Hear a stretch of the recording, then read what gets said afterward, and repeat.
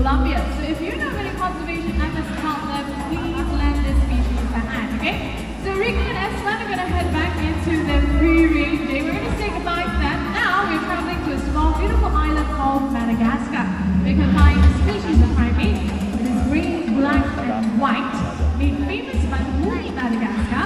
And if you haven't already guessed, I'm talking about lemurs. More specifically, we have the ringtail lemur. This is SB.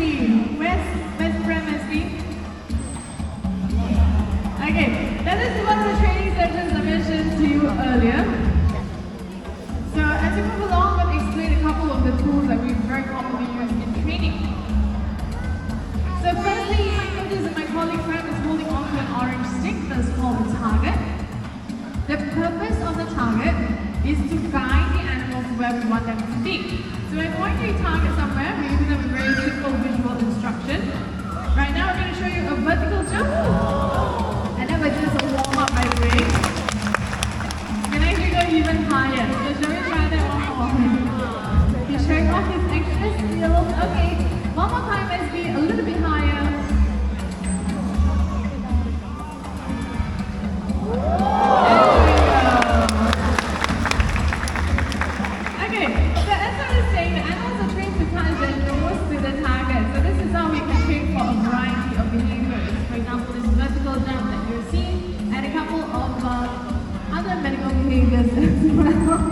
Alright, so Prem is going to take SB a little bit closer to all of you guys. So once again, just a simple reminder.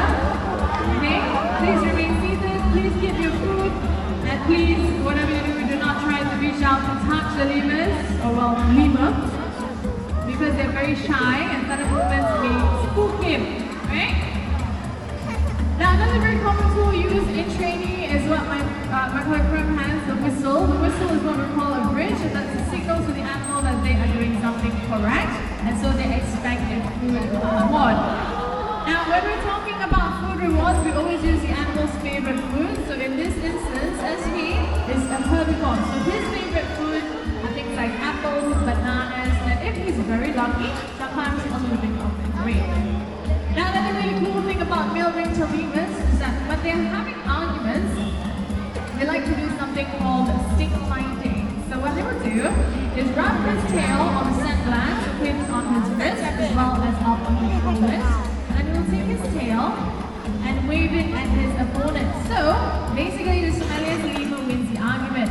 Now we're going to train him to do this, but he can't do it on a hand signal, which you see right there. He does the behavior and he gets a food reward. One more time. All the guys do it right there. Here you go.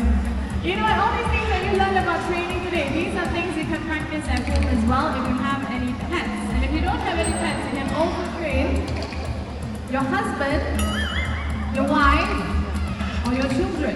Training is like psychology, very similar across the board, right? Okay, on that note, SB is just about to make his way home. We're going to show one more time for everybody over here. What a good boy he is. Ladies and gentlemen, let's give SB a round of applause. The driver is so nice today. Okay, so from Madagascar, this time we're going to head to the waterways of Southeast Asia. If you focus your attention to the pool on the left-hand side, we are just about ready to meet a pair of small blonde otters. We have Mia and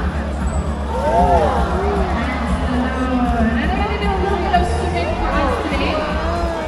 Very light, otters are amazing swimmers, but they are not well going how to swim. This is something that they pick up from their family groups a little bit later in life. Otters are, of course, very social animals moving in large groups of up to 20 individuals. And though they love fish, they also have very sharp teeth, especially adapted to crush the hard shells of crustaceans like mussels, crabs, and cockles. Okay, there you go. They're going to make their way back and then jump into the pool. Thank you, Mia.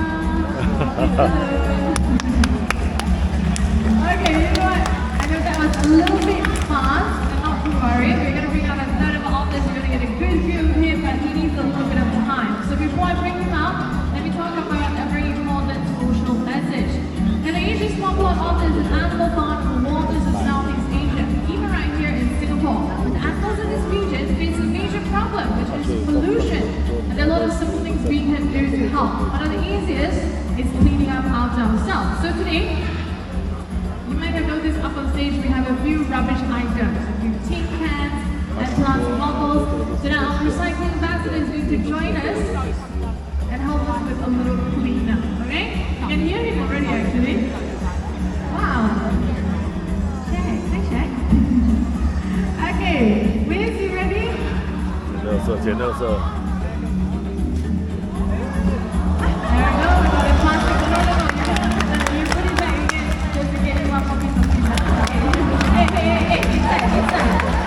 Okay, on to the next one.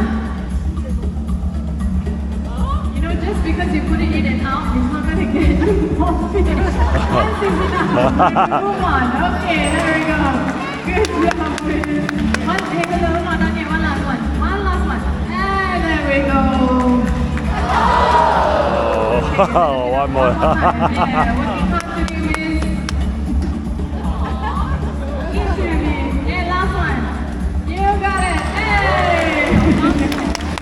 Now the important lesson here is that if we can train others to clean up, we can teach ourselves as well and put in the effort to make our world and theirs a cleaner and greener place for all of us to live in. So one last time, let's give a round of applause for Wiz and for his trainer Shakir. Thank you guys. Okay, so from the waterways of Southeast Asia, this time we're going to go back to Africa, but this time up to the skies with a species of bird that is black and white in color, very commonly confused for the toucan. Today we are meeting our trumpeter hornbill. Her name is Shadi. Oh. So Shadi, of course, she's going to do a little flying for us today. So once again, do me a favor, just remain seated and please keep your hands to yourself because we don't want to disrupt the flight pattern today. Now, people often confuse toucans and hornbills. One of the major differences is that toucans are native to South America, whereas hornbills are native to Africa and Asia. Here in Singapore, we actually have our own local species known as the Oriental Pine Hornbill, which is very commonly found here on the island, not only in our numerous nature reserves, but also in quite a few of our urban estates.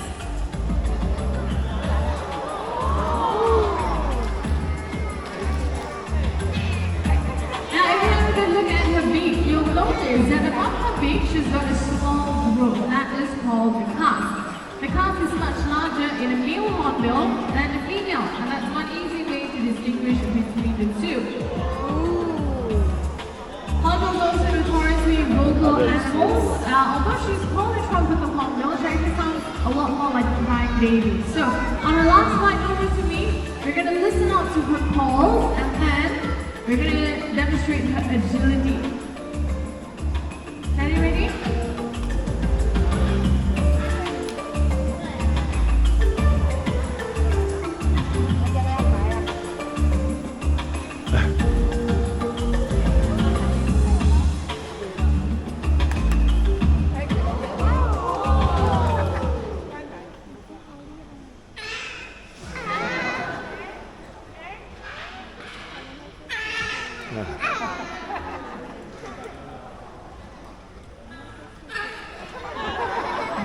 Okay. Now next time, like I said, we're going to demonstrate her agility, so I'm going to piece the whip, I'm going to throw it up for her to catch, okay? So camera's ready? Here we go, ready, Shadi? 1, 2, 3! And you know, out in the world, we'll not see pieces of whip flying around in the air, right? You see, hornbills are omnivores. They consume fruits, insects, and small animals like rodents, and the occasional bird's egg. So this comes in very handy. Now, the next animal we're about to meet is very, very shy. They are fairly new to our presentation, so if you can take pictures and videos of them, I highly encourage you to do so because you are not likely to see this species of animal anywhere else.